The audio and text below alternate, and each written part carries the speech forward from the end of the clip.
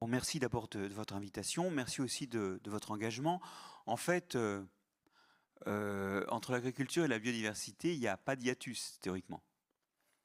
Mais effectivement, il y a des chemins à prendre pour que cela se réalise. Mais je l'avais dit dans une tribune au Monde en février dernier, au moment où justement ça chauffait un peu, on ne peut pas faire l'écologie sans les agriculteurs. De toute façon, ils gèrent la moitié du territoire, en moyenne. Et on ne peut pas faire l'agriculture de demain sans prendre en charge des outils venus de l'écologie. Et ça, c'est vrai notamment dans la compréhension des sols. Parce que vous gérez ça, mais il faut bien comprendre que ça, ce n'est que le pelage du monde. Le monde, il est en dessous, il est là. Et donc, je vais vous présenter un petit peu les protagonistes, mais comme toujours, quand on parle de biodiversité, je le dis de façon un peu provocante, on s'en fout de la liste des espèces. On s'en fout du nombre d'espèces. Ce qui compte, c'est ce qu'elles font. Et ma biodiversité sera d'abord fonctionnelle. Ces fonctions, ces modifications du milieu que remplissent les espèces et qui, en fait, font le monde où nous vivons. Alors, d'abord, la première chose, c'est les protagonistes. Vous savez, quand on lit une pièce de théâtre, souvent sur la première page, il y a la liste des personnages qui vont apparaître. Alors, ça, cette liste, elle est un petit peu fastidieuse, mais on va quand même la faire. Il faut d'abord parler des microbes, et parmi les microbes, des champignons. Je sais que vous ne pensez pas aux champignons comme à des microbes, mais l'idée, c'est que quand même, ils sont faits de... ils naissent de petites spores, et que la première chose qu'ils font, avant même d'être visibles, c'est des filaments microscopiques. Les parties que vous voyez, les lamelles par exemple de ce champignon, produisent des spores, et ces spores produisent un filament qui fait 10 millièmes de millimètre. Donc en fait, ça ne se voit pas à l'œil nu. Ces filaments grandissent en se ramifiant. Ces ramifications sont susceptibles, le cas échéant, de refusionner ensemble. Et donc l'idée, c'est que vous avez un réseau microscopique, et donc au jour le jour, les champignons sont en fait des microbes. Ils vous font signe dans le visible quand ils fabriquent des spores, mais ce sont des microbes. Alors, ce réseau microscopique, on l'appelle le mycélium, mais peu importe le mot technique, la plupart du temps, même s'il arrive qu'on voit un cotonnage blanc quand il y en a vraiment beaucoup, la plupart du temps, on ne voit rien, sauf qu'on peut sentir. En fait, quand vous cassez, vous fragmentez des morceaux de sol qui contiennent du champignon, ils s'exhalent la même odeur que quand vous préparez vos champignons de Paris ou vos girolles. C'est de l'octénol, techniquement, c'est un composé traumatique qui est émis par les filaments blessés. Et donc, des fois, il y a des sols où vous ne voyez pas les champignons, mais si vous les sentez, vous pouvez détecter la présence de champignons que vos yeux ne peuvent pas voir. Il faut croire son nez des fois. Et s'il y a des viticulteurs dans la salle, ils savent que le nez peut nous renseigner sur beaucoup de choses. Les bactéries, elles, sont plus petites. Ce sont des microbes aussi, mais c'est des microbes 10 fois plus petits que les champignons. On est plutôt sur l'échelle autour du millième de millimètre. Elles sont faites de cellules isolées ou en groupe ou en chaînettes issues de la division des cellules. Et c'est pareil, les bactéries, n'espérez pas les voir, hein. Vous ne les verrez jamais. Par contre, vous pouvez les sentir. L'odeur de terre, c'est l'odeur de bactéries, c'est l'odeur très exactement des actinobactéries, comme les streptomyces ou les actinomyces.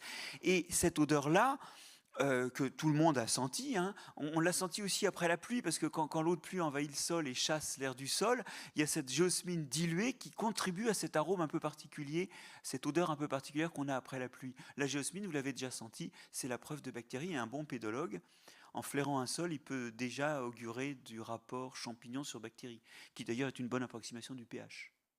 Le pH à l'odeur. Ça peut se faire, oui, avec un peu d'entraînement. Alors, c'est pas du pH, c'est du pH à une unité près, mais quand même. Il y a aussi dans les microbes du sol les amibes, qui sont des grands prédateurs de bactéries. Tiens, il y a une bactérie qui donne l'échelle là, mais elle va échapper au festin dont elle pourrait être l'objet. Les amibes sont des grosses cellules, entre 10 millièmes et 100 millièmes de millimètre, qui se déplacent grâce à la capacité qu'elles ont de se déformer. Et ces déformations peuvent leur permettre d'engloutir, d'envelopper, d'emballer et de digérer des bactéries. C'est ainsi qu'elles mangent. Vous connaissez les plus grandes d'entre elles sous le nom de blobs, peut-être, si vous avez entendu parler des blobs. C'est marrant, les gens connaissent les amibes anormalement géantes, mais ils ne savent pas que quand on a de la terre sous les chaussures, c'est des centaines d'amibes microscopiques qu'on a. Et toute cette vie-là, c'est la vie microscopique. Bon, c'est pas tout. Qu'est-ce qu'il y a d'autre dans le sol de vivant? Alors vous pensez aux animaux, mais vous venez d'oublier un truc un peu important là, dans la vie des sols, non? Mais les racines. Un tiers de la plante est souterraine. On verra tout à l'heure si vous en souvenez à un autre moment. Ok. Des racines et puis des animaux, il est vrai, notamment des animaux du groupe des colamboles, 3 paires de pattes, pas d'ailes. On est tout près des insectes évolutivement. Les pseudoscorpions, on est proche des araignées. Ça ressemble à un scorpion à l'avant, pas vraiment à l'arrière, hein, ça c'est un prédateur redoutable. On a des nématodes qui sont des organismes vermiformes de la taille d'un filament de champignon, des animaux très petits, des acariens. Toujours près des araignées avec les acariens, on a aussi tous les myriapodes, les mille-pattes, on a les vers de terre, beaucoup plus gros que les nématodes, on va reparler d'eux. Et puis les coléoptères, les insectes, on a dans le sol une vie extraordinaire, y compris des groupes, comme les vers de terre par exemple, qui, quand leurs ancêtres sont sortis de l'eau, n'ont pas supporté les conditions desséchantes qui règnent sur Terre, et donc ils sont sortis des océans et des eaux douces, leurs ancêtres sont sortis des océans et des eaux douces sous Terre, parce que là, ça sèche moins vite, les conditions de vie sont quand même plus favorables. Ah oui, vivre sur Terre, c'est quand même moins confortable que d'être chaudement, humidement, moitement emballé dans le sol. Enfin, c'est ce que nous disent pas mal de groupes d'animaux qu'on ne voit jamais sur Terre, mais qui vivent sous terre. Ces animaux qui sont extraordinairement diversifiés représentent au moins un quart des espèces animales connues. La réalité d'un gramme de sol, même s'il peut y avoir un bout de ver de terre ou un bout de racine dedans, c'est d'abord des millions de bactéries qui appartiennent à des milliers d'espèces. C'est un bon millier d'espèces de champignons, c'est des centaines d'espèces d'amibes. Et il faut que vous compreniez que pour eux, ce gramme de sol, c'est un peu comme vous, regardant Paris et le Grand Paris, et qui serait construit d'immeubles de 500 à 1000 étages. Il y a de la place pour mettre des Marc-André dans un espace comme ça. Eh ben, c'est ce que nous disent aussi les microbes, c'est qu'à leur échelle, un gramme de sol, c'est un département à peupler. À l'hectare, les sols de chez nous, en moyenne, alors en fait, je vais vous dire la vérité, il y a un facteur 10 sur tous ces chiffres. Ça peut être 10 fois moins, ça peut être 10 fois plus. Mais enfin, en moyenne, chez nous, c'est 5 tonnes de microbes par hectare, 3 tonnes et demie de bactéries, 1 tonne et demie de champignons, c'est 5 tonnes de racines et seulement 1 tonne et demie d'animaux. Ces animaux que nous arrivons à voir à l'œil nu et qui bougent, donc finalement on les repère bien, mais qui nous cachent une réalité végétale et microbienne. D'ailleurs, en fait, les animaux souvent mangent des microbes ou des végétaux, et il ne peut pas y avoir plus de mangeurs que de mangeailles, c'est pas possible. Ou alors vous croyez à la croissance, à la capacité de faire l'infini avec des ressources limitées. Ce que ça nous raconte, c'est que les animaux, c'est une réalité du sol, mais ce n'est pas la seule. Alors, selon les estimations, en prenant tous les groupes vivants, on estime que c'est entre 25 et 60%, selon les travaux, des espèces vivantes qui vivent dans le sol. Même à 25%, c'est quand même extraordinaire. C'est le lieu de la diversité. Quand vous tapez biodiversité sur Internet, on vous propose des images d'écosystèmes coralliens, de forêts tropicales. Non, ça commence sous tes chaussures. C'est là qu'elle est la biodiversité. Et vous allez voir que c'est là qu'elle est le plus active. La France, pays de 200 espèces de mammifères, 600 espèces d'oiseaux, 40 000 espèces d'insectes, 6 000 espèces de plantes. La France métropolitaine, disais-je, c'est au moins 115 000 espèces de microbes dans les sols de France. Alors je vais vous confier un secret, vous ne le répéterez pas. Quand on a un atlas des bactéries du sol de France qu'on doit à l'INRAE de Nancy, et quand on regarde cet ouvrage de près, on s'aperçoit que le nombre de cellules microbiennes, et notamment bactériennes, dans les sols agricoles est au plus bas. Et ça, c'est le verre à moitié vide, c'est qu'effectivement, ces bactéries, elles prospèrent mal, il manque des espèces dans les sols de France, les champignons aussi. La bonne nouvelle, c'est que toutes les espèces sont là. C'est simplement qu'il y a moins d'individus par espèce. Donc finalement, on peut dire qu'aujourd'hui, l'agriculture, elle n'a pas tué les sols au sens où il y a toujours toutes les espèces, mais elle les a tués au sens où il y a moins d'individus par espèce. On reviendra là-dessus. On reviendra là-dessus parce que ça veut dire que l'agriculture n'a rien fait d'irrémédiable, qu'il n'y a pas de sol mort en France, et que même dans un sol agricole, eh ben, il reste des bactéries. En tout cas, regardez ce nombre extraordinaire d'espèces. Au total, nos sols abritent, selon les écosystèmes, entre 50% et 75%, entre la moitié et les trois quarts de la masse vivante. Et quand on additionne la masse morte, la masse de matière organique morte, qui évidemment est dans le sol, hein, parce qu'il n'y a pas d'autre endroit où être pour un cadavre ou un reste de feuilles mortes, c'est 60 à 90% de la matière organique des écosystèmes terrestres qui se trouve dans les sols. Vous sentez que le barycentre des écosystèmes terrestres est plutôt sous le sol qu'au-dessus. Mais tout ça, c'est des kilos, c'est des pourcentages, c'est des nombres d'espèces, et comme je vous le disais, ce n'est toujours pas le cœur du problème. Le cœur du problème, c'est que font ces espèces qui modifient notre milieu, qui rend l'univers tel qu'il est et tel que nous pouvons l'habiter. Et vous allez voir que pour le coup, alors là, cette vie fait plein de choses. La première chose qu'elle fait, c'est du sol. Je vais vous montrer des grandes fonctions. La première fonction, c'est celle qui explique qu'on est obligé de souffler ou de ratisser les allées gravillonnées ou les rues. C'est qu'en fait, normalement, quand une feuille tombe au sol, quand un cadavre tombe au sol, il est rapidement décomposé, c'est-à-dire qu'il disparaît à vos yeux. Alors, il ne disparaît pas complètement, il est bouloté par des organismes, mais tout ça est rapidement nettoyé. Ce nettoyage, qui représente quand même le nettoyage de 3 à 10 tonnes de matière organique par an, un peu moins dans les agrosystèmes, puisqu'évidemment on récolte. Ce nettoyage-là, il est plus ou moins rapide. Vous voyez, en forêt, là, il y a clairement 3 à 50 feuilles mortes. Et d'ailleurs, quand on les prend, ces feuilles mortes, et que par en dessous on les respire, ça sent quoi? Ça sent l'humide, ça sent un peu la terre, mais ça sent surtout les champignons. Ça, c'est des sols à champignons. Et les champignons prennent leur temps, donc là, la décomposition est lente. Dans les champs, par contre, la décomposition est rapide, on ne voit pas beaucoup de matière organique. Même en dehors du fait qu'on la récolte, hein, elle disparaît très vite. Alors, qu'est-ce que ça veut dire disparaître? Ça veut dire que c'est manger. Et pourquoi est-ce qu'on mange? Ah oui, tiens, pourquoi vous mangez, vous autres? Me dites pas que c'est pour grandir. Hein. Parce que, en dehors des cheveux, d'un peu de renouvellement de la peau et les ongles, hein, l'essentiel de ce que l'on mange, on le brûle sous forme de la respiration qui va libérer de l'énergie. Et on émet du CO2. Mais pas que. Quand vous brûlez une molécule qui contient de l'azote, du soufre ou du phosphore, bah vous avez du soufre, du phosphore ou de l'azote, donc vous ne savez plus quoi faire. Vos cellules balancent ça dans le sang, vos reins en font de l'urine. D'accord? Bon ben voilà. Voilà pourquoi vous urinez aussi. C'est pour éliminer les cendres en quelque sorte, les déchets azotés, phosphatés et le soufre de votre respiration. Donc, quand les organismes du sol se développent, ils vont aussi faire des déchets azotés et phosphatés. Regardez plutôt ce rond de sorcière. Alors, bon, ces champignons-là qui poussent en rond, il n'y a rien de sorcier en dessous. C'est juste que le mycélium est en couronne, et il est en couronne pourquoi?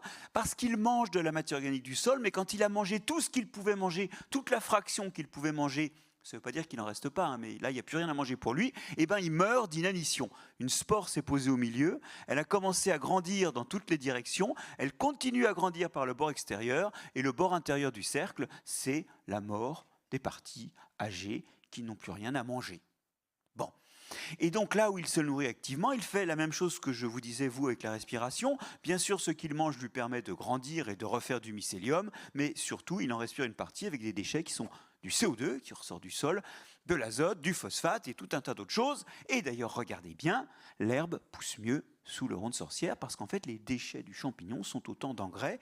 En réalité, cette décomposition, elle a une autre caractéristique, c'est qu'elle produit de l'alimentation pour les plantes. D'ailleurs, les ronds de sorcière se voient souvent au printemps, où on ne voit absolument pas les parties productrices de spores, se voient comme des ronds d'herbe verte. Je vous emmène dans les Pouilles, où sur des pâtures multiséculaires, on a des ronds de sorcière de 30 à 80 mètres de diamètre. Et dans le paysage, vous les voyez, parce que l'herbe pousse mieux.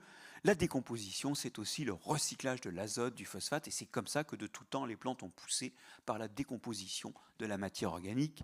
Matière organique qui colore le sol en noir, mais qui est appelée tôt ou tard à disparaître sous l'effet, justement, de la consommation par la vie du sol. Bien. Il y a aussi des morceaux de pierre dans le sol. Ben, figurez-vous que c'est la même chose. Ils sont en attente de disparition, et d'une disparition qui rime avec fertilité. Regardez plutôt. Je vais prendre un petit cristal d'apatite. L'apatite, il y en a dans plein de choses. Hein. Vous en avez dans les granites, dans les calcaires. Et c'est un minéral qui contient du phosphore. Ça, c'est plutôt intéressant. C'est une promesse de phosphate. Vous le faites tremper 6 mois dans l'eau. Qu'est-ce qui se passe? Bah, rien. En fait, la vérité, c'est pas grand-chose. Il se dissout un tout petit peu, mais vraiment un tout petit peu, et de façon homogène par toute sa surface. Maintenant, avant de le laisser s'ennuyer pendant 6 mois dans l'eau, je rajoute quelques gouttes de jus de sol. Vous avez compris que c'est des millions de microbes. Je rajoute mon jus de sol, et qu'est-ce que j'observe? Au bout de 6 mois, la surface est complètement grêlée, et au fond des trous, il y a des microbes. Pourquoi? Eh bien parce que la dissolution des roches sous l'effet de la circulation de l'eau dans le sol, et de l'eau de pluie en particulier, c'est un phénomène très lent. Mais remarquez bien qu'il libère des tas de choses très intéressantes hein, pour la vie du sol, et notamment pour les plantes. Certains microbes, ce n'est pas les précédents, font des pellicules à la surface de la roche. D'ailleurs, ils commencent à faire ça dès les falaises du paysage ou sur les murs en ville. Ils font des croûtes, Ils le font même, alors ça c'est des croûtes photosynthétiques, hein, quand vous regardez les façades, ça fait des espèces de pissures quand vous n'avez pas ravalé la façade depuis longtemps, et ils dissolvent la roche. Ils retiennent l'humidité par les plaques qu'ils font, qui sont retenues par du mucilage qui retient l'eau, et ils émettent localement de l'acidité qui va dissoudre la roche plus vite. L'intérêt, c'est qu'au passage, ils se servent de tout un tas des produits de dissolution qui sont très bons pour eux, c'est comme ça qu'ils s'alimentent, et bah pour le coup, il y a des fuites dans tous les sens et une partie des substances qu'ils ont libérées vont pouvoir profiter aux plantes. De toute façon, quand ils vont mourir, ils vont libérer tout ça et ça va aussi profiter aux plantes. L'altération des roches est augmentée d'un facteur 10 à 100 dans les sols par rapport à ce qu'elle serait sous la pluie, sous l'effet du vivant. Et finalement, cette accélération-là, elle fait que ce qui détermine la disparition des roches dans les sols, c'est surtout le vivant, et qu'il advient à la matière organique et à la matière minérale la même chose. Le sol est une salle d'attente à une destruction qui va libérer de la fertilité. C'est comme ça que les sols sont fertiles, historiquement et avant l'homme. Alors, on n'a pas tout à fait fini. C'est vrai que si on regarde ça du point de vue de qu'est-ce qu'il y a dans les sols, il y a aussi de l'eau et des gaz. Et on va parler 2 secondes de ces gaz qui viennent de l'atmosphère. Ça va à l'idée que le sol échange avec l'atmosphère, hein, parce que tout à l'heure, quand j'ai mis de l'eau dans le sol, l'odeur de sol est sortie. Quand il y a moins d'eau dans le sol, l'air rentre, il y a de l'air qui circule, et cet air qui circule amène des gaz qui sont consommés. Par exemple, l'oxygène qui rentre sert à la respiration d'un certain nombre d'organismes du sol et produit du CO2 qui repart dans l'atmosphère. On l'évoquait brièvement tout à l'heure. Et donc il y a ces échanges-là, et vous voyez que l'oxygène est consommé, lui aussi, tout ce qui rentre dans le sol finit par être bouloté, hein, et donne un dérivé qui est un fertilisant, parce que quand même le CO2, c'est ce qui fait la photosynthèse. C'est un fertilisant gazeux. De nouveau, la destruction de ce qui est dans le sol donne de la fertilité. Mais en termes de gaz venus de l'atmosphère qui rentre dans le sol, il y en a un dont je voudrais vous parler qui est vraiment important parce qu'il va amener dans le sol un élément qui ne s'y trouverait pas sinon. C'est un élément qu'il n'y a pas dans les roches, mais que par contre il y a dans le sol et que les plantes puisent dans le sol. Cet élément qui est très important dans le vivant, très important dans les sols et qui n'est pas dans les roches, c'est l'azote, évidemment. L'azote, alors vous allez me dire, oui, peut-être que l'azote, il est venu avec le ruissellement de la parcelle d'à côté. Oui, ok, mais alors dans la parcelle d'à côté, il vient d'où? À un moment, il faut qu'il sorte de quelque part, ce foutu azote. Il sort de l'air. Effectivement, et ça vous le savez très bien, parce qu'il y a des plantes, les légumineuses, on appelle aussi les protéagineuses, parce qu'elles sont riches en azote, riches en protéines, donc riches en azote. Il y a des plantes qui sont très douées pour ce travail-là. Enfin, des plantes. Ces plantes fixent l'azote, c'est-à-dire qu'elles en contiennent plus qu'il y en a dans le sol sur lequel elles ont poussé. Mais en réalité, quand on regarde bien les choses, ce n'est pas vraiment des plantes qui font ça. Vous savez qu'elles ont sur leurs racines des nodosités, un peu roses d'ailleurs. Des nodosités, disais-je, sur les luzernes, les trèfles, les sojas, les févroles, qui contiennent des bactéries du groupe des rhizobiums, qui sont capables de transformer l'azote gazeux du sol en ammonium et de là en acide aminé. Alors, ces bactéries sont nourries par la plante en sucre et en échange, elles donnent à la plante une partie des acides aminés et c'est pour ça que ces plantes vont être très riches en acides aminés et donc très riches en protéines. Le cœur de l'histoire, c'est quand même des bactéries. Alors, il existe aussi des bactéries libres, comme les azospirillum ou les azotobactères, qui sont capables de faire ça. Mais alors, c'est moins efficace. Pourquoi? Parce que ces bactéries-là sont un peu au four et au moulin. Elles doivent trouver à la fois une nutrition carbonée, et puis après, quand elles ont un petit peu d'énergie, elles peuvent l'investir pour aller chercher de l'azote et transformer l'azote gazeux en acide aminé. C'est moins efficace que quand on est branché sur la photosynthèse d'une plante qui envoie du carbone. Et je te crois qu'elle envoie du carbone, hein. C'est 30% des produits de la photosynthèse qui arrivent dans les petites nodosités roses que je vous montrais tout à l'heure. Par parenthèse, c'est pour ça que toutes les plantes ne sont pas fixatrices d'azote. Ça coûte très cher en carbone. Et une autre solution dans la vie, c'est de gérer la dèche en azote et d'avoir plus de carbone. C'est pas, la fixation de l'azote, ce n'est pas une solution complètement géniale parce qu'elle coûte très très très très cher. Bon, en tout cas, quoi qu'il en soit, toutes ces bactéries libres ou pas, eh bien, quand ça meurt et quand les tissus qui les accueillent meurent, ils sont décomposés, mais cette décomposition ne va pas redonner de l'azote gazeux. Ça va donner du nitrate, de l'ammonium, et ça va faire de la fertilité. Le chemin est un peu plus long que les précédents, mais c'est quand même un chemin qui mène d'un composé qui est dans le sol et qui va disparaître en donnant de la fertilité. C'est une histoire universelle. Le sol est fait d'un mélange d'atmosphère, de matière organique et de roches. Ça, c'est ce dont il est fait, mais la vérité, c'est que tout ça est appelé à disparaître. Et si maintenant vous regardez votre sol en accélérant le film, en passant, je ne sais pas, 10 ans par seconde, en fait, le sol, c'est une couche qui ronge le sous-sol et qui s'enfonce au cours du temps. L'érosion enlevant la partie supérieure, et la vie du sol, creusant au fur et à mesure. C'est un cancer qui ronge la pierre, le sol. Mais ça fait de la fertilité, vu des plantes. Et bien tout ça, ça fait une fertilité venue de la roche, de l'atmosphère et de la matière organique. C'est bon, les plantes ont à manger, mais il y a un détail. C'est que tout ce qui a été libéré, qui est comestible pour les plantes, ça a tendance à être emmené par l'eau de pluie. Et l'eau de pluie, vous savez, elle ruisselle toujours du haut vers le bas. Donc elle risque d'emmener cette fertilité en profondeur, loin des endroits où peuvent accéder les racines. Et donc, si vous n'avez pas une activité qui mélange le sol, vous risquez bien que toute la fertilité qu'on vient de faire finisse par être trop profond pour être utilisable. Or, le sol est l'objet de mouvements et de brassage. C'est notamment l'effet des vers de terre. Mais pas que, vous allez voir. En tout cas, ce qui est sûr, c'est qu'il y a un brassage. Vous voyez très bien qu'il y a de la matière organique qui arrive très bas, qu'il y a des petits cailloux qui remontent très haut. Il y a du mélange, et c'est vrai que les vers de terre, comme tous les animaux du sol, c'est vrai aussi pour les fourmis, c'est vrai aussi pour les acariens du sol, c'est vrai pour les taupes, en se frayant un chemin, ils bousculent les particules de sol. Cela dit, ce n'est pas tellement ce qui mélange le plus, et vous allez voir que les vers de terre, s'ils mélangent vraiment, c'est qu'ils font autre chose que simplement bousculer les particules de sol. Les vers de terre sont effectivement les rois du mélange, plus encore que bien des animaux, par la façon dont ils se nourrissent. Ils mangent de la matière organique.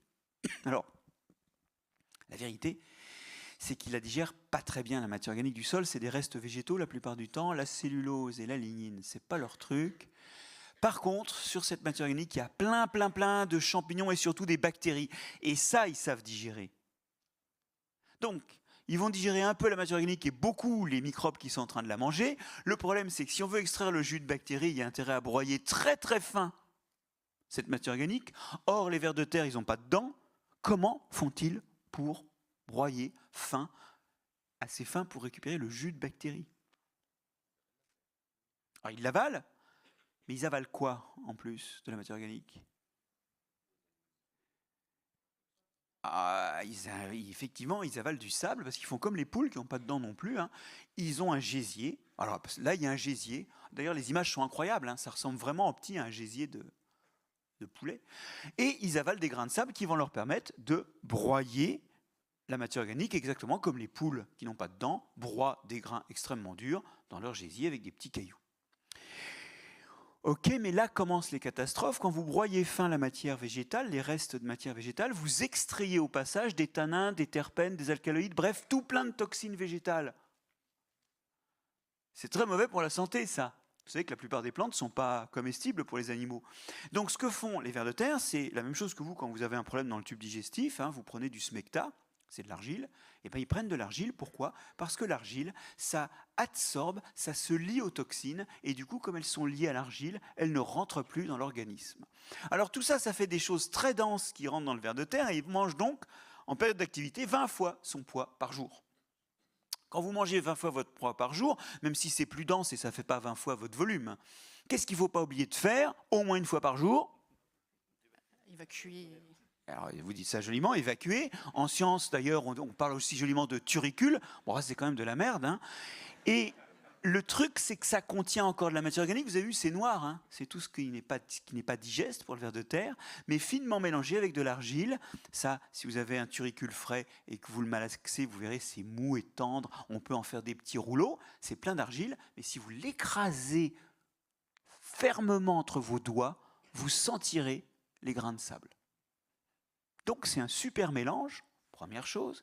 Et deuxième chose, comme c'est posé en surface, ça contribue à enfouir les feuilles, ça enfouit des choses. Ça en remonte, mélangé, et ça en enfouit d'autres. Vous sentez cette capacité de mélange?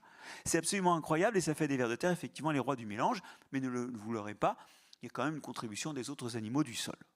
D'ailleurs, Darwin raconte dans son dernier livre consacré aux vers de terre et au sol, comment il avait mis dans son jardin une couche de poudre de craie une trentaine d'années auparavant, et comment d'année en année, en faisant des trous dans son jardin, il a suivi l'enfouissement de ce lit de craie sous l'effet de l'activité des vers de terre. Alors, qui mélange en dehors des animaux?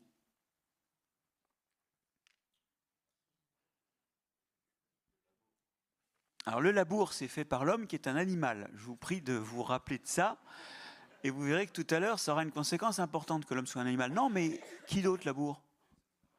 Les racines, en tout cas les plantes. Vous n'oubliez pas, si vous l'avez encore oublié pour certains d'entre vous, le tiers de la biomasse qui est souterraine. Et ce tiers de biomasse souterraine, il est fait de racines qui vont faire intrusion dans le sol.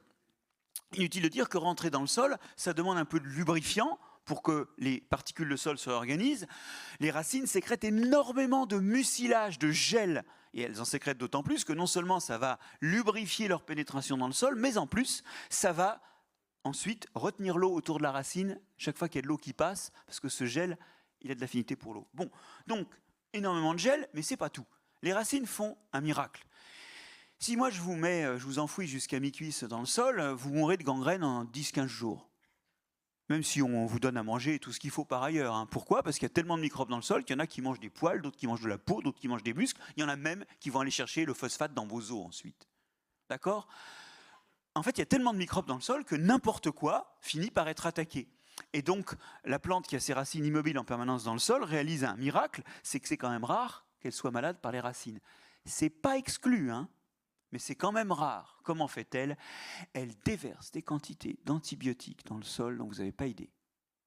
Et le bilan, c'est qu'entre tout ce qu'elle déverse pour empêcher des microbes de l'attaquer, voire même désherber, petite parenthèse, les céréales sont les rois du désherbage. Elles produisent des acides benzoxazinoïdes qui sont des désherbants très puissants. Enfin, les céréales sauvages. Parce que pour les cultiver, en sélectionnant celles qui faisaient le plus de grains, on a surtout sélectionné celles qui investissaient le moins dans les sécrétions racinaires. Pas grave, puisqu'on l'a fait dans un contexte où on désherbait nous-mêmes. Ouais. On cultive des plantes qui sont parmi les meilleurs désherbants, mais qui ne désherbent plus parce qu'on les a sélectionnées pour faire surtout des graines. Mais du coup, on paye pour désherber. On paye, et puis on paye de l'essence aussi pour appliquer le désherbant. Vous y êtes? Là, on se dit que, tiens, si ça rendait un tout petit peu moins, si on baisse le rendement et que ça exude un peu plus des composés désherbants, ben, en termes de budget de l'exploitation, ça va se passer mieux, non? Il suffira de payer les semences pour avoir une bonne partie de l'effet désherbant. Aujourd'hui, vous payez des semences qui exigent que vous payiez des désherbants. Enfin, je vous laisse penser à ça. En tout cas, l'idée, c'est qu'au total, entre le gel et les désherbants et les antimicrobiens, c'est 10 à 40% des produits de la photosynthèse qui sont libérés dans le sol du vivant de la racine. Et c'est toujours pas fini parce que ma racine va finir par mourir. Toutes les racines pour une annuelle et 80% des petites racines fines par an, toutes ne deviennent pas grosses pour une pérenne. Donc entre 80 et 100% des racines vont mourir en laissant du carbone dans le sol, le carbone de leur cadavre. La plante est un superbe mécanisme à enfouir du carbone, et ça dans les pâtures, où régulièrement le broutage enlève des feuilles, du coup il y a des racines qui meurent parce que ça fait trop de racines, ça repousse, c'est rebrouté, il y a encore des racines qui meurent. Les pâtures sont de gigantesques machines à enfouir de la matière organique à cause de ce processus. Alors, en fait, je vais vous donner donc deux chiffres. Un que je vous ai déjà donné, 10 à 40% des produits de la photosynthèse finissent sécrétés dans le sol. Mais maintenant, je vais vous donner le chiffre pour la quantité de matière organique de racines mortes qui est libérée dans le sol. La racine morte, les racines se renouvellent plus vite que les feuilles.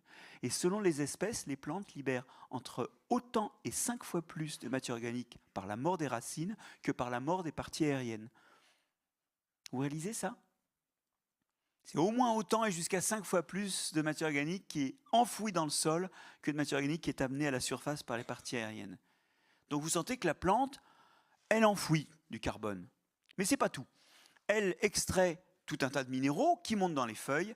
Et quand ces feuilles meurent, eh bien, il y a des restes de ce qu'elle a extrait en profondeur qui retombent en surface du sol. C'est moins violent qu'un travail de vers de terre, mais la plante, elle ne fait pas qu'enfouir, elle remonte aussi. Ok, donc je viens de voir le rôle des animaux. On reparlera de l'homme après. Des plantes. Qui d'autre mélange? Qui d'autre transporte des choses dans les sols? Non, l'eau, elle ne mélange pas. C'est vrai qu'elle transporte, mais elle transporte vers le bas. Et là, je suis en train de chercher à m'opposer à cet entraînement vers le bas permanent. Qui d'autre peut transporter? Alors, je vous aide. C'est ni une plante ni un animal, donc il ne nous reste que les microbes. Bon. Et il faut que ce microbe soit assez grand pour transporter d'un endroit à l'autre. Ça sent le champignon, non? Vous rappelez que les champignons ont une croissance intrusive et qu'ils introduisent de la matière qu'ils ont prélevée ailleurs, dans le sol, ils déplacent des choses. Bon, c'est moins qu'une plante, qui elle-même fait moins qu'un animal, mais ça déplace quand même, et c'est tellement vrai que les plantes ont convoqué les champignons pour aller faire les courses.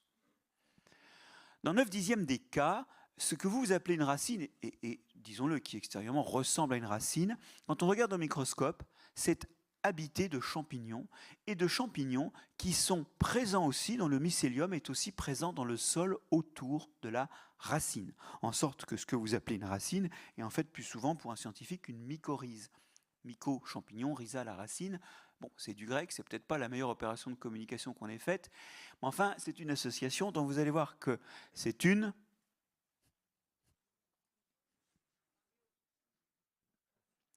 symbiose parce qu'elle est à bénéfice réciproque entre les partenaires. 9/10 des racines sont en fait des mycorhizes avec des champignons qui vont faire les courses dans le sol, c'est-à-dire ils vont chercher de l'eau et des sels minéraux, et dans la racine, ils troquent ça contre du sucre. Ce mécanisme-là, il va permettre d'accroître énormément le contact avec le sol. Et pour des ressources comme le phosphore ou le fer, qui sont très peu mobiles dans l'eau, c'est très important d'aller les chercher au contact. Vous augmentez énormément le contact avec le sol pour un coût réduit en biomasse, parce que faire un filament coûte moins cher que de faire une racine. L'intérêt, il est de l'ordre d'1 million de fois plus rentable. C'est-à-dire que la surface de contact avec le sol est 1 million de fois plus grande pour le même coût en carbone quand vous sous-traitez à un champignon d'aller faire le contact.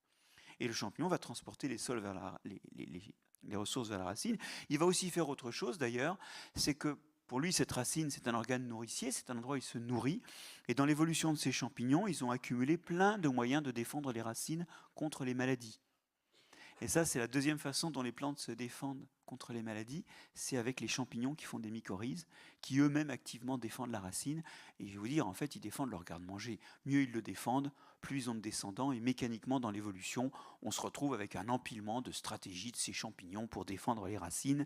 Et donc, la défense des racines contre les maladies du sol, c'est aussi une histoire de bienfaiteurs, c'est aussi une histoire de recrutement des microbes favorables. Mais vous savez que pour les recruter, il faut aussi envoyer des sécrétions dans le sol pour que les filaments de champignons grandissent vers la racine. Donc ça fait aussi partie des choses qui exigent d'émettre des tas de molécules dans le sol. Donc, j'ai une symbiose qui est à la fois nutritionnelle et protectrice, et qui est encore quelque chose qui montre que le vivant peut déplacer des choses dans les sols. En fait, le sol est une chorégraphie certes lente et assez lente pour que nos bâtiments et nos plantes sans racines s'appuient dans le sol, se fondent dans le sol, mais en fait, c'est quand même un mouvement, et un mouvement qui va créer des trous. En fait, la vie crée des trous de la vie à la mort. Il y a les trous de bactéries qui se déplacent, les trous d'amibes qui se déplacent. Ne souriez pas, parce que ces trous-là, ce sont les trous qui vont retenir l'eau par capillarité. Il y a les trous de vers de terre, les trous d'acariens, mais aussi les trous de la mort. La mort d'un filament de champignon, la mort d'une racine, ça laisse un trou. Et ces trous ont ceci de positif que, 1, ils sont faits en tassant les parois, puisqu'on progresse en intrusion. Et quand vous faites un château de sable, vous tapotez sur la surface. Quand on tasse, on rend plus cohérent. Et surtout, que ce soit la matière organique de la racine morte, le mucilage, le gel produit par le ver de terre, ou le caca d'amibe, ou des choses comme ça, il y a de la matière organique qui se dépose et qui enduit et encolle toutes les particules, et fait que les parois de ces trous s'effondrent moins. Ça, ce sont les trous du vivant, et ces trous du vivant, c'est des trous qui vont, pour les plus grands, permettre la pénétration de l'eau, et pour les plus petits, retenir l'eau par capillarité. C'est ainsi que les sols peuvent retenir, selon les cas, de 50 à 400 litres d'eau par mètre carré. Pas toujours utilisable par les plantes, pas toujours d'ailleurs retenu longtemps, mais à l'imbibition maximale, les volumes d'eau sont énormes. Maintenant qu'on a un sol qui fonctionne bien et qui nourrit les plantes, et dont on voit d'ailleurs que l'acheminement de la fertilité aux plantes repose aussi sur la vie des sols, je vous propose qu'on sorte la tête de la terre et qu'on commence à rentrer un petit peu dans des choses que le sol, dans de la diversité de fonctions que le sol remplit en dehors de lui. Et je voudrais parler 2 secondes de l'effet de serre. L'effet de serre, vous savez, c'est la présence de gaz dans l'atmosphère qui rend la Terre habitable, parce que sans effet de serre, il ferait moins 50 degrés sur Terre. Donc, c'est bien qu'il y en ait un peu d'effet de serre. Et historiquement, les sols ont toujours contribué à l'effet de serre parce qu'ils respirent et qu'ils envoient du CO2 dans l'atmosphère. Alors cela dit, il y a des sols qui ne contiennent pas trop d'oxygène parce qu'ils sont transitoirement ou durablement pleins d'eau. Et les sols en noyés sans oxygène, vous allez me dire, bah là, les organismes ne peuvent pas, sans oxygène, on ne peut pas respirer.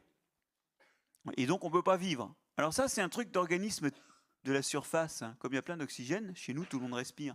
Mais quand il n'y a pas d'oxygène, qu'est-ce qu'on fait? Ben, on respire autrement. On respire sans oxygène. On respire au fer, on respire au sulfate, on respire au CO2. Alors ça, vous connaissez bien les organismes qui respirent au CO2. Parce que le déchet qu'ils font, c'est du méthane. Qui fait le méthane dans les méthaniseurs? Vous mettez de la matière organique à l'abri de l'oxygène, et ben c'est ces bactéries-là qui respirent au CO2, c'est-à-dire qu'elles se servent du CO2 dans le même rôle d'oxydant que l'oxygène. Bon, c'est pas très rentable comme histoire, mais quand vous n'avez pas d'oxygène, il faut quand même survivre. Et ben ça fait du méthane. Il y en a d'autres qui utilisent le nitrate. Et ça donne, une fois qu'elles ont respiré avec le nitrate, du N2O. Alors là, le N2O, protoxyde d'azote ou gaz hilarant, c'est pas si hilarant que ça d'ailleurs, parce que c'est pas très bon pour la santé, hein, puisque c'est neurotoxique. Mais tous ces gaz-là, tous ces gaz sont des gaz à effet de serre. Le méthane est 50 fois plus efficace que le CO2 et le protoxyde d'azote 230 fois plus efficace. Donc même les sols privés d'oxygène, notamment donc ces sols en noyer, ils respirent et certaines de leurs respirations font des gaz à effet de serre. C'est bon? Là, la température fait que la Terre est habitable.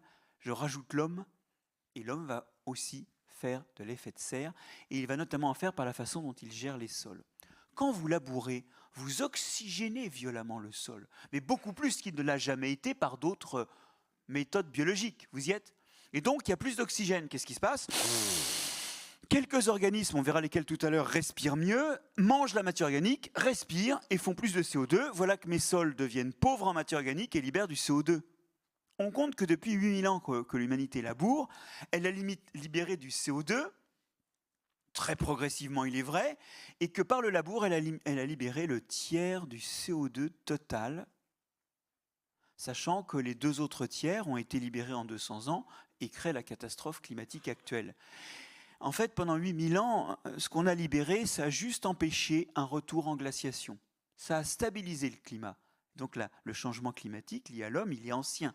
Et il a été stabilisateur dans un premier temps. C'est l'effet du labour et puis aussi de la riziculture inondée qui produit du méthane. Par contre, dans la dernière ligne droite, les 200 dernières années, c'est une catastrophe avec les combustibles fossiles. Mais vous voyez que labourer, ça émet du CO2. Alors bien sûr, irriguer, ça crée des sols où il n'y a pas trop d'oxygène, ça émet du méthane et du protoxyde d'azote. Et alors c'est encore pire quand vous avez un sol humide par lui-même, ou en Bretagne par exemple, ou irrigué, et où vous mettez des nitrates comme engrais, là vous poussez au crime pour la formation de protoxyde d'azote. Parlons un instant du protoxyde d'azote, ce n'est pas un polluant industriel. 80% du protoxyde d'azote produit par l'homme en France l'est par notre façon de gérer nos sols. Et vous avez ici la carte de France de la production de protoxyde d'azote. Si vous cherchez la carte de France de l'agriculture, c'est la même à un détail près. Regardez, bassin aquitain sauf la forêt des Landes, bassin parisien, nez fertile de la Bretagne, Limagne, Saône, Rhône, vallée du Rhin. Mais pas les sols de PACA et de Languedoc-Roussillon, qui eux sont des sols plutôt secs et qui donc respirent à l'oxygène. Alors, c'est une catastrophe parce que vous voyez que là, l'agriculture fait de l'effet de serre, alors qu'en réalité, vous allez voir, c'est une solution. Ce qui va se passer là, c'est cette histoire habituelle où l'agriculture telle qu'on la gère, elle a des effets de bord, mais en fait, en creux, elle est la solution parce que si on fait un peu différemment, on résout le problème et donc l'agriculture est une solution. On y va? C'est le 4 pour 1000 qu'on doit à Stéphane Le Foll et dont vous avez sans doute entendu parler. Quand je mets de la matière organique dans le sol, bien sûr, elle va finir par être respirée, mais ça prend du temps. Elle va mettre 100 000 ans avant de ressortir sous forme de CO2. Donc, quand je mets de la matière organique dans le sol, je crée un stock de carbone. Et on compte que, alors ça, c'est un calcul, vous allez voir, pour fixer les idées, mais en fait, ça ne peut pas marcher aussi simplement. Si on augmente de 0,4%, soit 4 pour 1000, d'où le nom de cette initiative qui a été cristallisée par Stéphane Le Foll, si on augmente de 4 pour 1000 les teneurs en matière organique des sols, eh ben, ça compense les émissions des gaz à effet de serre de l'année. Alors non, c'est pas une raison pour continuer les conneries, c'est juste pour résorber ce qu'on a émis déjà. Deuxièmement, on ne va pas y arriver, on ne peut pas faire ça dans tous les sols. Parce qu'on n'aura pas assez de matière organique. Je vais revenir sur les sources de matière organique tout de suite. Et puis 2, parce qu'il y a des sols qui ont moins de 10% d'argile, notamment les sols très sableux, où en fait la matière organique n'est pas stable, elle va être respirée très vite parce qu'il y a une grande porosité. Donc on ne peut pas faire ça dans tous les sols et on n'aura pas assez de matière organique. Mais ce chiffre montre que c'est dans l'ordre de grandeur. Juste pour info, nos sols, on est à moins de 10% de matière organique, d'argile, excuse-moi. Ah oui, moins de 10% d'argile.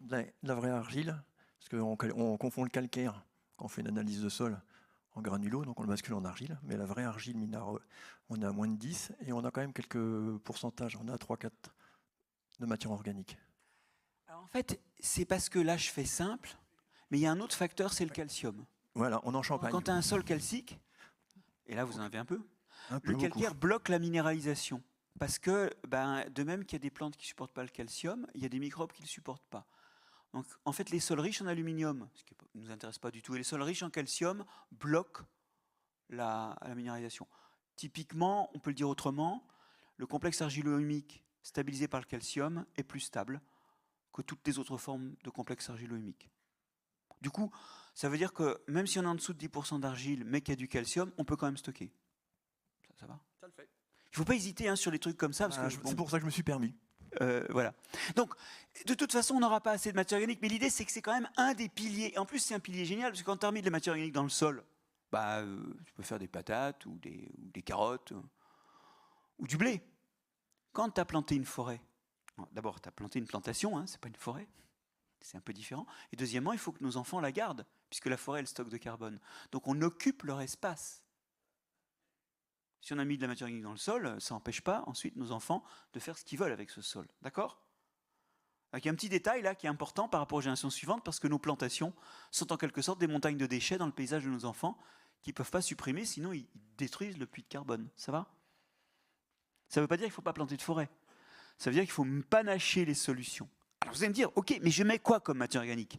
La première chose, c'est d'arrêter les conneries. Le sol nu, le sol brun. Alors d'abord, c'est un sol où l'eau est en train de tout emmener vers le fond ou vers les rivières, toute la fertilité. Mais le sol brun, c'est une vraie catastrophe. C'est comme si tu as un appartement en centre-ville à Reims et que tu te débrouilles pour qu'il soit vide 4 mois par an. Oui ? Et loué simplement 8 mois par an. Ça, là, il faut le couvrir de cultures intermédiaires. Des cultures où des plantes comme la facélie vont se goinfrer de phosphore, se goinfrer d'azote et empêcher que tout ça soit lessivé parce que ça rentre dans les plantes. Où on va mettre quelques plantes fixatrices qui vont nous amener de l'azote. Où on va mettre des plantes qui vont fissurer le sol par un fort accroissement racinaire. On peut même mettre des plantes qui sont des répulsifs aux parasites, notamment aux nématodes des cultures suivantes. On connaît bien des légumineuses qui sont des répulsifs à Xiphinema index, le petit nématode qui propage le virus du cournouet dans la vigne. Ça, c'est peu connu, mais si on en herbe bien, on réduit la pression de cournouet. Il y a peut-être des nématodes sympas aussi dans la vie. Parce qu'on parle toujours des ravageurs. Alors, par rapport aux plantes, ils sont plutôt chieurs. Ouais. Mais il y a aussi quelques nématodes, et il y a des cultures qui permettent de les attirer, qui sont entomophages. Ils mangent des champignons, des bactéries. Mais ceux qui mangent des insectes, ils peuvent permettre de lutter contre les insectes qui attaquent les racines.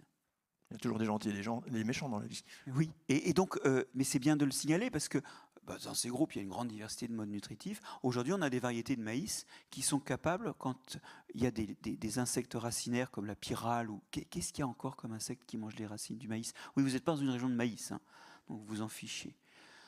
Diabrotica,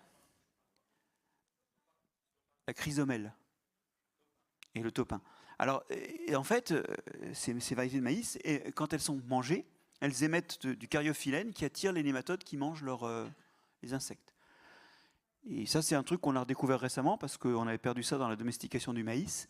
Donc effectivement, il y a il y a des façons aussi de manipuler les nématodes favorables. En tout cas, les intercultures pourront à terme, quand on aura assez de connaissances, être pensées comme des répulsifs de ce qu'on veut planter l'année prochaine. Et puis à la fin, on détruit tout et ça fait un apport au sol de 0,1 à 10 tonnes de carbone par hectare. Voilà un premier apport. J'utilise l'hiver. Bien sûr, il y a le fumier. Alors le fumier, il est notamment utilisé par l'agriculture biologique et c'est une des vertus de l'agriculture biologique, c'est qu'elle enfouit du carbone en amenant du fumier. Le fumier animal, c'est quelque chose qui va permettre non seulement d'amener de la fertilité, mais aussi de la matière organique en même temps. Quel est l'animal qui produit le plus de fumier en France ? Alors bon, à force de poser cette question, ça finit par faire un flop total. Effectivement, en général, les gens s'entretuent pour savoir si c'est le cochon, la vache ou le poulet. C'est vous, et pour le coup, dans vos cuisines, c'est quand même 1 quintal de matière organique par personne et par an, sans compter les déchets de l'agroalimentaire. Tout ça, il faut vraiment le ramener, et bien trier si possible, le ramener dans les champs. Nous sommes des générateurs de matière organique aussi. Et vous avez vu que donc, finalement, les animaux, que ce soit nous ou le bétail, peuvent être en partie des solutions via le sol pour stocker du carbone. Bon allez, on a été long sur le climat, mais c'est une question importante. Maintenant abordons une autre chose, le cycle de l'eau. Oui, le cycle de l'eau. Quand il pleut dans le désert, vous allez me dire c'est rare. Oui, mais ça arrive, la preuve, c'est que là, on a les restes de circulation d'eau. L'eau arrache tout ce qu'elle peut sur les reliefs et elle épand ça dans des plaines où, quand il pleut, vous avez une sorte d'inondation avec des cours d'eau à lit variable, ce qu'on appelle des zouèdes. Et puis, 20 minutes après, il n'y a plus rien, quoi. Tout a coulé, tout est parti. L'eau circule tellement vite selon la pente qu'il n'y a que 20% de l'eau qui s'évapore. Le reste part avant d'avoir eu le temps de s'évaporer. Et pourtant, il fait chaud et sec. Bon. Chez nous, qu'est-ce qui se passe ? On a des rivières. Pourquoi ? Parce qu'on a des sols.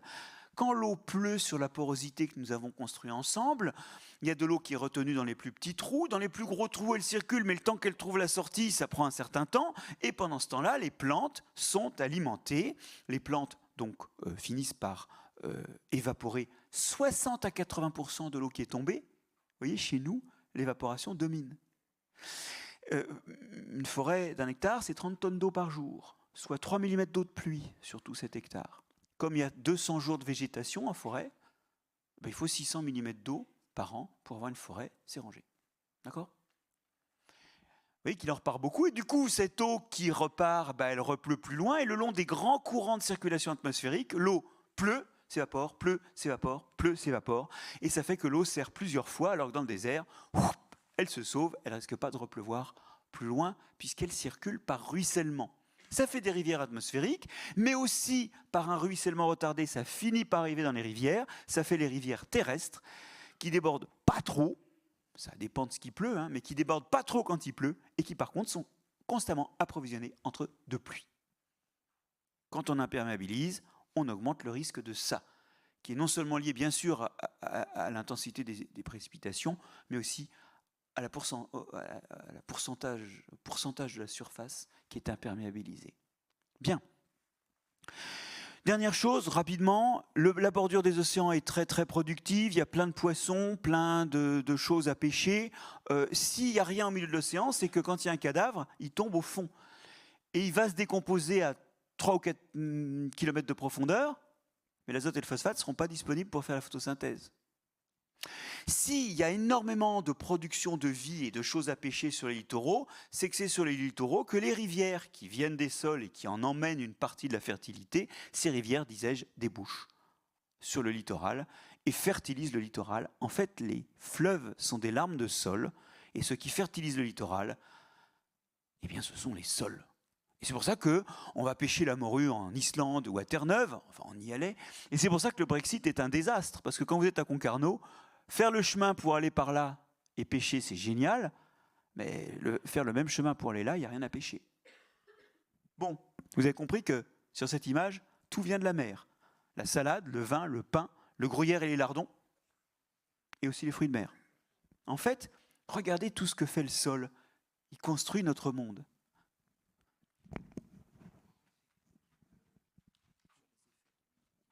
10 bonnes minutes. 10 minutes vont nous permettre de reprendre nos gestes par rapport à ce qui se passe dans les sols. Le labour, entre ceux qui se font manger et ceux qui sèchent, c'est une catastrophe pour les animaux du sol. Le labour, c'est aussi une catastrophe pour les champignons. Vous ne trouvez pas de ronde sorcière sur un sol labouré, parce que ça déchire les filaments des champignons. D'ailleurs, le fait que ça déchire ce qui est filamenteux, c'est ce qui tue les plantes. C'est pour ça que ça désherbe. C'est que ça déchire leurs racines et ça ne repousse pas. Vous y êtes? Donc le labour tue. Pas tout le monde. Il y a des bactéries qui, elles, elles sont tellement petites qu'elles sont dans les grumeaux, elles n'ont rien vu, et en plus vous leur amenez de l'oxygène. Et en plus vous avez supprimé la concurrence de certains champignons. Alors que le labour réduit la diversité des espèces de champignons, il augmente plutôt celle des bactéries, au moins transitoirement, parce qu'elles respirent mieux et parce qu'il n'y a plus les champignons. Le bilan, c'est que si vous regardez la biodiversité comme un nombre d'espèces, il y a le même nombre d'espèces au total. Si vous la regardez comme une diversité fonctionnelle, là vous sentez que ce n'est plus les mêmes fonctions qui sont remplies. Il y a plus de respiration, mais il y a moins de mycorhizes par exemple. Les mycorhizes, il n'y a que les champignons qui les font. Donc vous perturbez beaucoup la diversité fonctionnelle. Et on va regarder tout de suite les effets de ces bactéries qui prolifèrent transitoirement sous l'effet de l'oxygène. Elles boulottent plus vite la matière organique et on voit très bien que les sols agricoles sont pauvres en matière organique. Regardez, bassin aquitain sauf la forêt des Landes, bassin parisien sauf la forêt de Fontainebleau et la forêt de Chantilly, Limagne, Rhône-Saône, PACA, Languedoc-Roussillon, la plaine du Rhin sauf les grandes forêts rhénanes. Et oui, la matière organique disparaît. Alors vous allez me dire, et alors? Alors, en fait, la matière organique, c'est elle qui colle les morceaux de sol entre eux. Je vous l'avais déjà dit à propos des trous. Quand il n'y en a plus, déjà les trous sont moins stables, dommage pour l'eau, et puis les morceaux de sol s'en vont. Elle vous a choqué, cette rivière? C'est l'Yvette, près de Paris. Elle vous a gêné, cette rivière? C'est une rivière en forêt, tout près de la précédente. Oui, ici il y a de l'agriculture autour, donc le sol se tient moins, il s'érode plus vite, 10 à 20 fois plus vite que s'il n'était pas labouré. En forêt, il n'y a pas de labour, il y a beaucoup de matière organique. Le sol s'érode un peu, certes, mais 10 à 20 fois moins que si c'est labouré. Et à la fin, quand il n'y a plus de matière organique, le sol, il coule. Et là, vous voyez, non seulement d'ailleurs le rôle des haies, mais aussi le fait que dans les Hauts-de-France, d'où vient cette image, on est arrivé à un taux de matière organique tel que les sols ne se tiennent plus. 180 mètres de diagonale sur cette image, 80 cm de dénivelé. Mais même à 80 cm, le sol, un tas de sable, jusqu'à ce qu'il soit tout plat, il s'écoule. Ça va? Là, non seulement la haie a stoppé l'écoulement, mais en plus les racines fracturent la semelle de labour, fracturent le sol et font que l'eau rentre dans le sol. Enfin, ce qu'elle a du mal à faire à cause de la semelle de labour ici. Dans la zone méditerranéenne où on a plusieurs milliers d'années de labour, les sols autour des villes anciennes sont devenus largement infertiles, alors même qu'on avait mis les villes là où il y avait le plus à manger. Le labour, il provoque aussi certaines de ces inondations. En tout cas, il les rempire parce que ce sol qui se tient plus s'écoule. À Valence, c'est pas que de l'eau qu'on racle après les inondations. C'est aussi tous les sols labourés des alentours qui sont partis en morceaux parce qu'ils ne se tiennent plus. Nos anciens avaient vous voyez, pris le labour parce qu'il désherbe, il aère, il remonte la fertilité. C'est vrai qu'à court terme, ça marche bien. Mais à long terme, vous avez cette perturbation de la vie du sol qui fait que la fertilité vient bien moins. Vous détruisez la matière organique, ce qui fait qu'avec la réduction de vie du sol, vous faites moins de trous, vous retenez moins d'eau et vous avez une érosion accrue. À long terme, en fait, ce qui est intéressant, c'est d'arrêter de labourer. Et il y a aussi aujourd'hui tout un tas d'agriculteurs qui ont cessé le labour. Ils ont des sols qui redeviennent plus riches en matière organique. Là, il y a 8 ans de non-labour. Là, c'est labouré. Vous voyez que le sol redevient plus riche en matière organique. Il est légèrement plus haut que là parce qu'il y a plus de trous. Ce n'est pas juste 8 ans d'érosion en moins, ça ne se voit pas. Et il réessuie mieux parce qu'ici, c'est tassé, les trous de labour ne sont pas stables, ils s'effondrent. Et donc, l'eau ne rentre pas. Là, elle rentre. Et d'ailleurs, cet agriculteur-là, l'an dernier, il n'est pas rentré dans sa parcelle à temps. Il a dû demander au voisin, qui a tout le dispositif pour semer sur sol non labouré, il a dû lui demander de venir à son secours pour planter cette parcelle dans laquelle il n'avait pas pu rentrer à temps et qu'il a fallu semer sans travaux de labour. En fait, vous voyez que c'est une solution, celle des agriculteurs qui sont réunis sous le label du cœur au cœur des sols. C'est une solution pour avoir des sols qui fonctionnent mieux, qui drainent mieux, mais qui en même temps retiennent mieux l'eau. Et un des effets positifs de ça, c'est des meilleures réserves d'eau en été. Donc, tout comme le bio tout à l'heure, vous voyez qu'il y a des solutions qui sont pratiquées par les agriculteurs. Rapidement, les intrants. Alors, souvent, l'agriculture non labourée, qu'est-ce qu'on fait au moment de semer la culture suivante, on n'a pas le droit au labour pour désherber, donc on met du glyphosate. Moyennant quoi, comme le labour, c'est pire que le glyphosate, d'ailleurs souvent, quand on laboure, on utilise aussi du glyphosate. Hein. Ok, donc, comme supprimer le labour, c'est déjà énorme, même si vous utilisez du glyphosate, votre vie des sols se redresse en biomasse de 20 à 30%. Mais, si on arrive à sortir du glyphosate, on fera mieux. Et on fait mieux déjà sur des sols où on arrive à faire sans glyphosate. Je pense au maraîchage en particulier. Regardez l'effet sur les œufs de lombric. Regardez l'effet sur les spores de champignons mycorhiziens. En fait, le glyphosate est quand même toxique pour bien d'autres choses que les plantes. Et demain, le Graal, ce sera de s'en passer aussi. Pour l'instant, si déjà on n'arrive à pas labourer, c'est déjà pas mal. Les engrais minéraux, alors ils ont plusieurs défauts, mais un des défauts, c'est que la plante licencie le champignon. Quand vous vivez au-dessus d'une pizzeria, vous ne payez pas quelqu'un pour aller vous chercher des pizzas. D'accord ? Donc la quantité de champignons mycorhiziens régresse, et donc la protection par les champignons mycorhiziens régresse. Or, vous avez toujours autant de maladies. Ça va ? Ben non, ça ne va pas. Parce qu'en fait, vous vous trouvez devenir plus dépendant des pesticides. De même qu'un certain herbicide vous a rendu plus dépendant des pesticides, des engrais, parce que vous avez moins de champignons mycorhiziens. Vous y êtes ? Les pesticides abîment les mycorhiziens, il faut des engrais. Les engrais abîment la mycorhisation, il faut des pesticides. D'ailleurs, en plus, ces engrais finissent par suivre le chemin que je vous avais dit, ils finissent dans l'eau et ils finissent sur des littoraux où les algues prolifèrent, et ça, c'est pas très bon pour la santé humaine non plus. La solution, c'est d'utiliser au maximum, je dis bien au maximum, parce que ce soit le labour ou les engrais organiques, je sais bien qu'on en a, des fois, on ne peut pas agir dans le sens que j'ai proposé, il y a des sols qu'il faudra labourer, et on n'aura jamais assez d'engrais organiques. Mais les engrais organiques, doit être la base de la fertilité.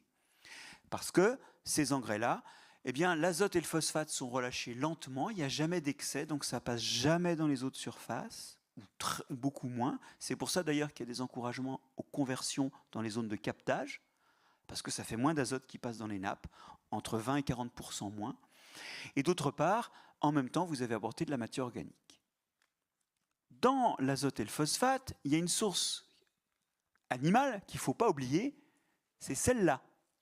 Chaque jour, vous émettez 11 grammes d'azote dans votre urine et 0,7 grammes de phosphore, soit 3,4 grammes de phosphate.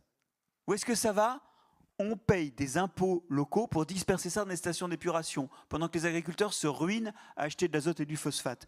Nous pissons, rien que pour parler de l'urine, 20 à 30% des besoins de l'agriculture française chaque année. Pourquoi ça ne retourne pas ? Alors souvent les gens me disent, oui, mais alors, imaginez un trajet et une collecte, c'est difficile. Ah oui, c'est exactement la remarque qu'on faisait à l'époque où quelqu'un dit « Mais je vois des sources qui coulent, et si on amenait ces sources pour qu'elles coulent dans les maisons ?» Et là, il y a quelqu'un qui a dit « Non, ce serait quand même difficile, tu imagines, il faut tout un circuit de distribution. » Ça s'appelle l'eau courante, hein, par parenthèse, maintenant. Vous y êtes ?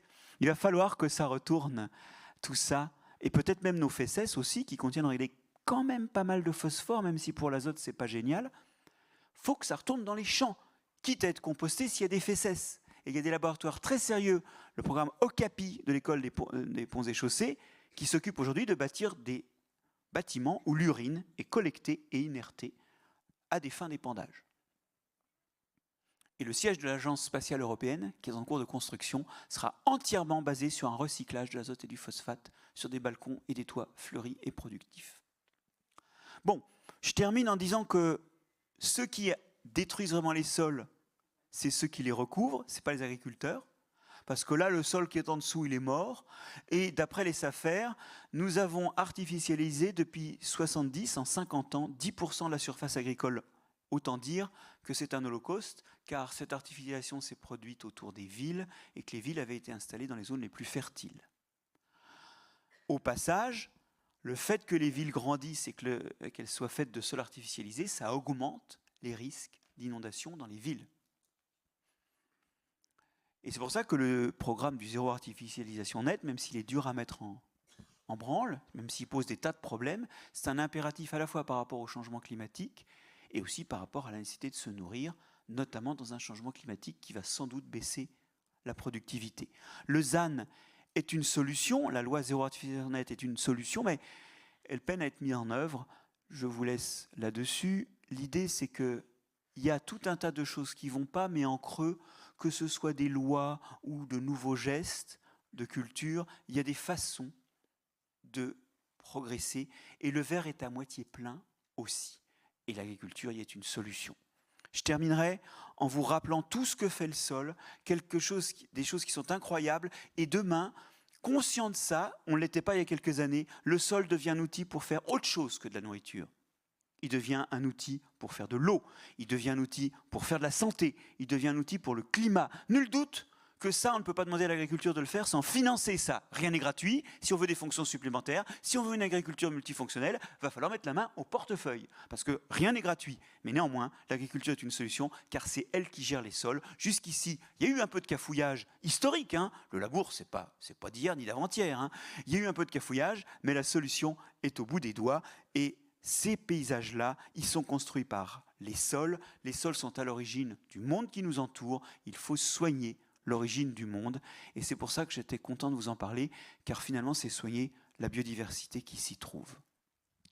Merci.